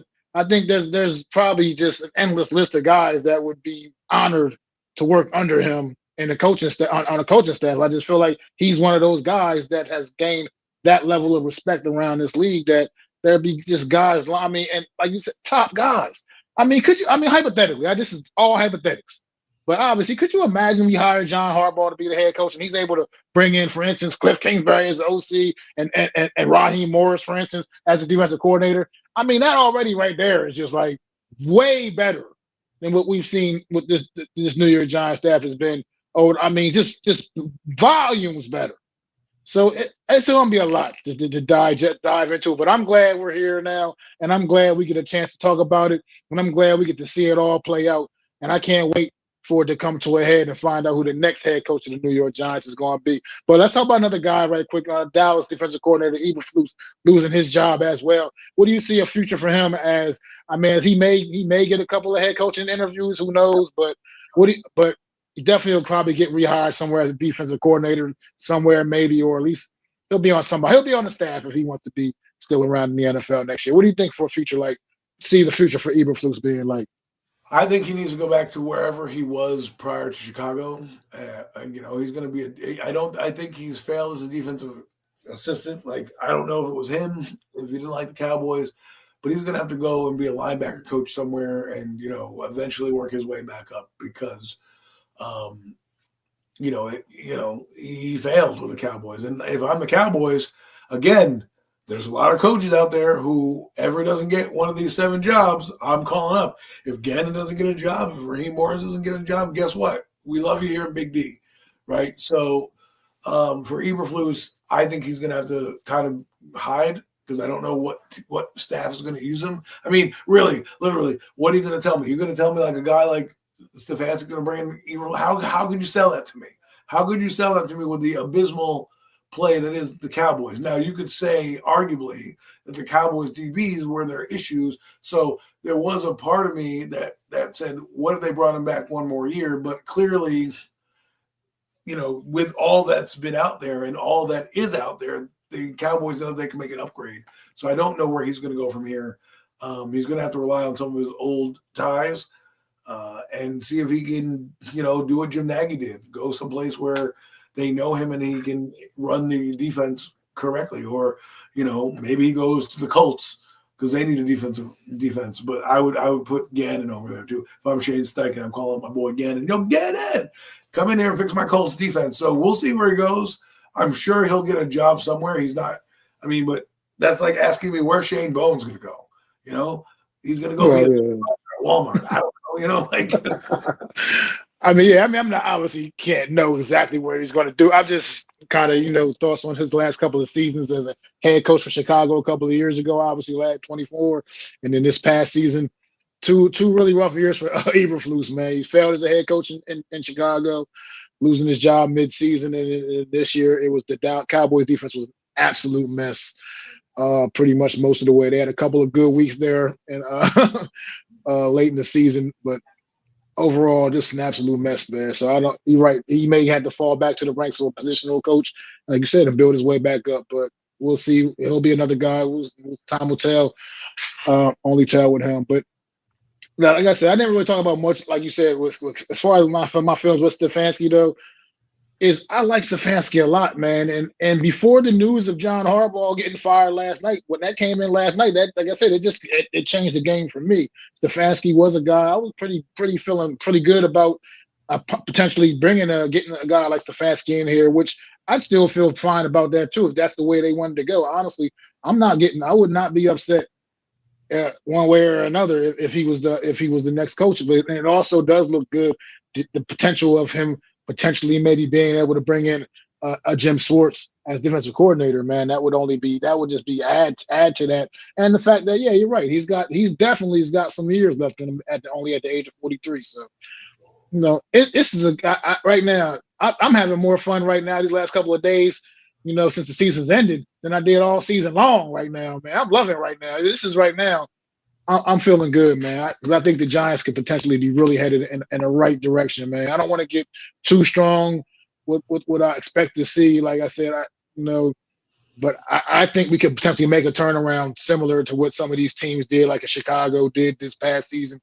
I think the Giants had that kind of potential because I think with somebody look down what we did this year in 2025, a lot of these games were squandered, and a lot of them were because I think of just serious coaching issues, not necessarily the personnel on the field. I think this team get the right kind of coaching in here, man, and I think away they can go, man. They can be back to playing competitive football in New York and competing in the NFC East, man, for division titles and playoff spots and appearances, man. So that's just really how I feel about it. This coach has really let this team down, I think, this year.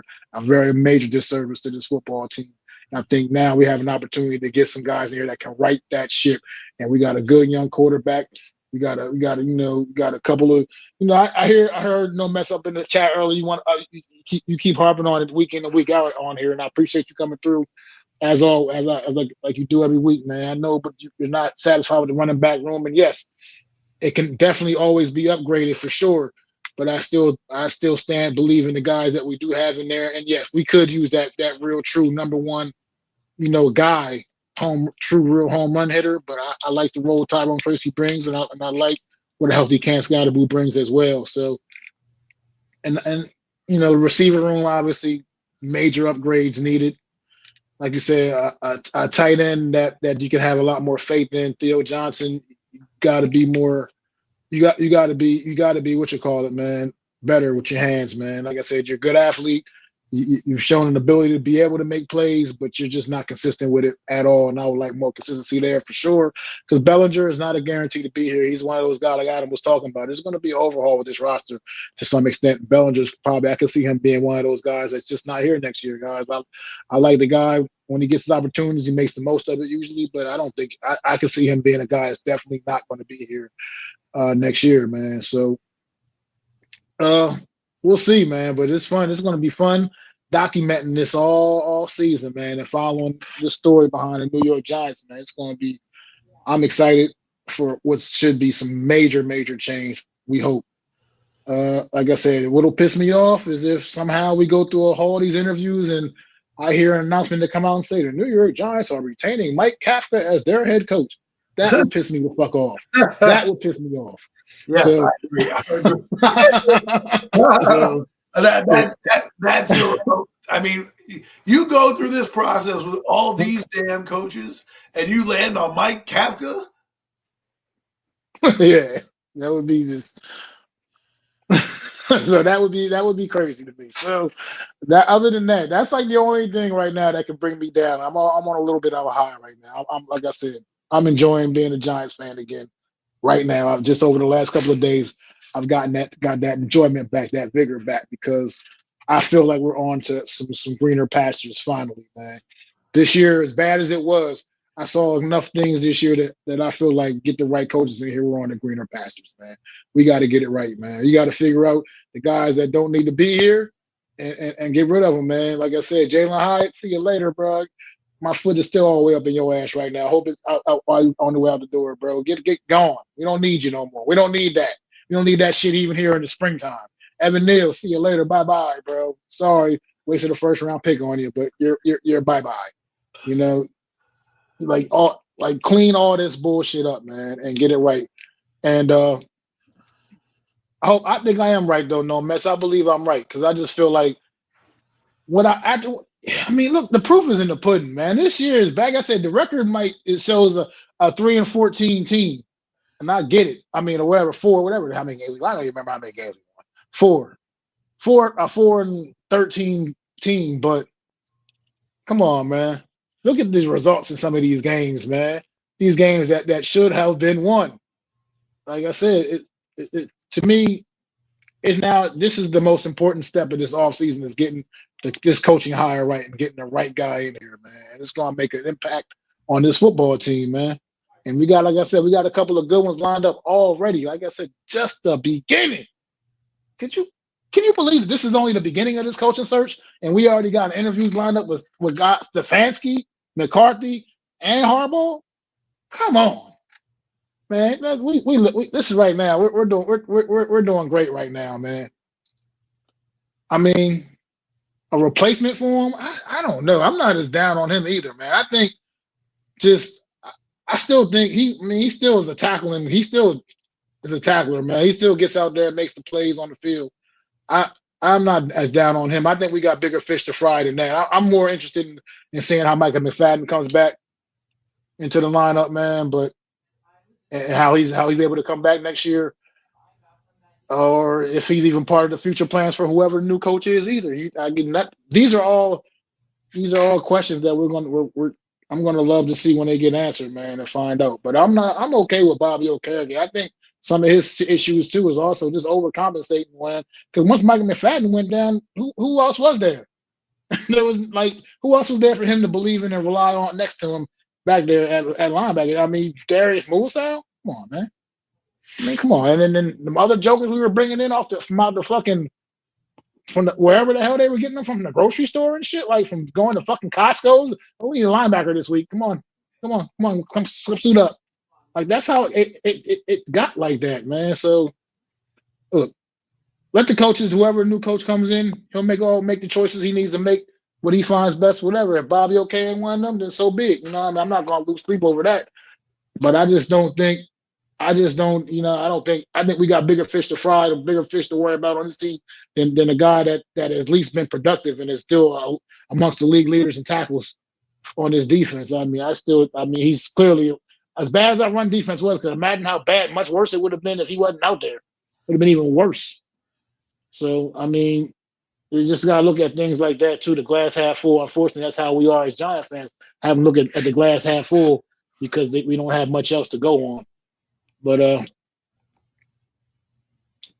get ready to wrap things up, I suppose, man. And you got any final thoughts, Adam? Not really. I mean, we just got to let this thing play out and see if they pick the right guy or if Harbaugh, after talking to them, wants them, right? We all think that it's a done deal until it's not. Until the ink is dry, you know, I will believe that their first choice that they brought in is one of the choices that they want. That's Kevin Stefanski. And the one thing that people haven't talked about with Harbaugh, but they've talked about with Kevin Stefanski, they only asked Harbaugh if he's a franchise quarterback. But they haven't told me how he will develop the franchise quarterback. And that's something that you got to think about when you're drafting a guy, when you're bringing a guy like Harbaugh in. With Stefanski, you know that he's worked with quarterbacks, that he's got some type of history making with the quarterbacks that he's dealt with, as opposed to, you know, John Harbaugh. Now, John Harbaugh couldn't get it done with Cooper Rush. He had to bring in Tyler Huntley back, right? So you really got to figure out what's the best interest and really do a thorough search and land on the best guy. May that best guy not be Mike Kafka. But if you decide to pass on Harbaugh or Harbaugh passes on them, then bring in Stefanski or Kingsbury or a guy with experience. That's all I'm asking. I agree. Now, as far as this real quick, what do we need to do at the cornerback position? We need to do a lot at that position. But one thing I hope we can do is find out a way to retain Cordell Flott, man. I would love to bring him back, but I don't know if he might have drove his price up a little too high, as you were talking about with Wandell. I think you could say that same thing about a Cordell Flott. He might have played himself up to a little more than what the Giants can afford to pay him now, just going into this offseason. So I think that would be a guy. He's like the only guy, out of our corners, he's the only one that to me played up to it, that he is worthy of a Giant uniform next year, as far as I'm concerned. The rest of those guys, they can all peace out. We need to start over at that position. It was bad. It was just terrible all season.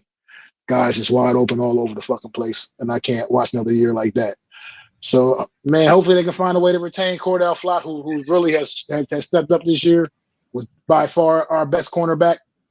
But I just don't know, man. He might have got a little too expensive with his play on the field this year. So we'll see. But that's all I got this week. And that's all we got for the show, man, I guess. So we will be back next Wednesday for sure, talking about that Philadelphia Eagle wild card matchup on Sunday, seeing if they can keep the show alive for another week. And we'll be back talking about more New York Giant news, more coaching news. And obviously, if somebody gets hired, we will have a show that week to go over what our thoughts will be. You know, even if it's during a week where an NFC team is not playing, we will get you that breaking news in that show.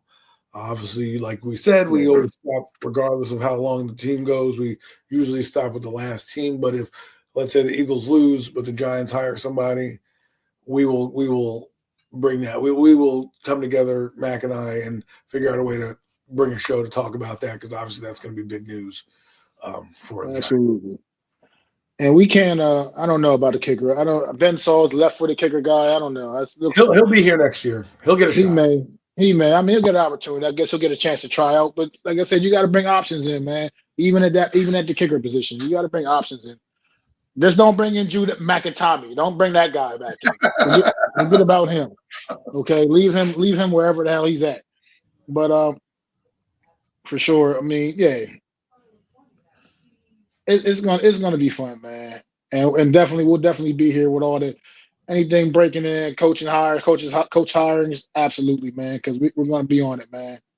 Definitely. I don't know if we can't afford to use a draft kick on a kicker, I don't think, but we don't need to. You can bring some guys in. They're kickers. There'll be plenty of them available. But because at this point we're limited with the draft picks as of right now. I don't want to be using any of them on a kicker. That's just the way I feel about it right now. There's look, if there's some kind of like dynamic guy still left out there in the seventh round, and he's maybe that's something to consider, I suppose. But right now, I'm not thinking about using a draft pick on a kicker right now. We have so much other stuff we'll use those picks on when you can get a kicker just through undrafted free agent, whatever. You know what I mean? Whatever throughout whatever process. That's how I feel about that. Not disrespect the kickers out there in the world, but it's just a reality that we just got more important things to worry about with our draft picks. I feel like investing with our draft capital than kickers right now. That's just how I feel about that. Unless you just got that absolute can't miss kicking prospect and he's still on the board in the seventh round, maybe you want to use your seventh round pick on him. All right, maybe. I consider that. I get it. And some people do it and it's legitimate. Some people do it and it just blows up in their face. So they're kickers, man. A lot of the best kickers in this league weren't drafted. I know this guy with this kid with Jags you're right, he's the truth. But a lot of the best kickers in this league were not draft picks were not used on them. So it just is what it is. I just thought that's just how I feel about that. And what else was I getting ready to say? I thought I was getting ready to say. Oh yeah, I wanted to ask you one more thing before we roll out, Adam. It's not really NFC East related. This is about to play our wildcard weekend. Any matchups intrigue you this week? There's one that jumped on the table page at me. I think it's gonna be the best matchup of the weekend. I want to.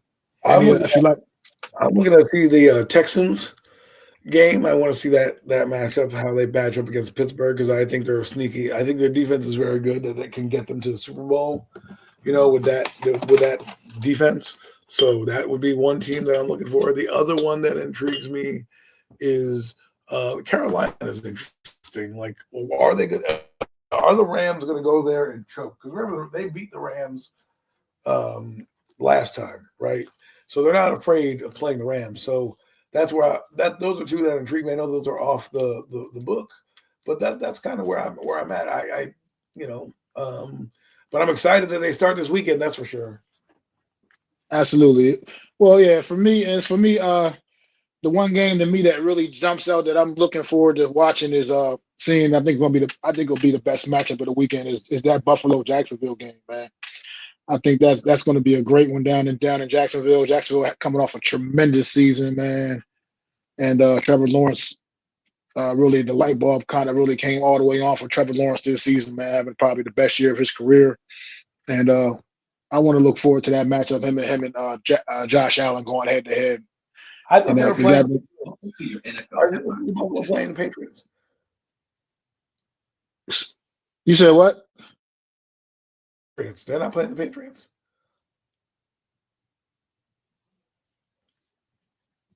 The Patriots are. The Patriots are playing. What you call it? Oh, the Chargers. That's the Chargers. Yeah. Yeah, Jacksonville and Buffalo, man. I think that's going to be a great matchup. So that's why I'm looking forward to that game. Can't remember if they play Saturday or Sunday, but either way, I'm gonna be tuned into that one. And that's all I got for y'all this week, man. No Mets, no Nets, no Jets. Appreciate you as always, man. In the comments, blowing the comments up and the chat up, man. Keeping the chat alive, man. Always here, dedicated with me and Adam every Wednesday, man. Definitely appreciate your support, brother. And Ludwig coming in earlier, man. Always appreciate you popping in, man. My guy Zion popped in today, man. Definitely Philly Mike OG, man. Happy New Year's to all you guys, man. We definitely appreciate y'all support, man. Andrew, you as well, my brother. We appreciate you, man, coming through, checking us out for this past hour and 45 minutes.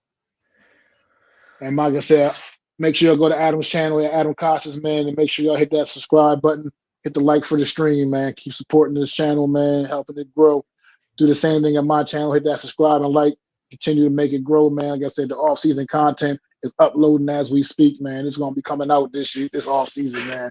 A lot to talk about, a lot to dive into. We haven't even got to the free agency period yet, and it's already livening it up in here, man. So it's getting ready to be popping, man. I'm at the Giants fan, and man, go to the Hardcore Sports Network and make sure you hit that subscribe button as well. Hit that like, man, on that stream as well. Appreciate y'all supporting the Hardcore Sports Network too, man. We'll be back next Wednesday, same time, 5:30 p.m. Eastern Standard Time. Hopefully with some more coaching news and some more interviews, information, more whatever. You know what I mean? We'll find out. Might be some more available coaching, some more viable coaching candidates available when we do this show next week. We're going to find all that out, man.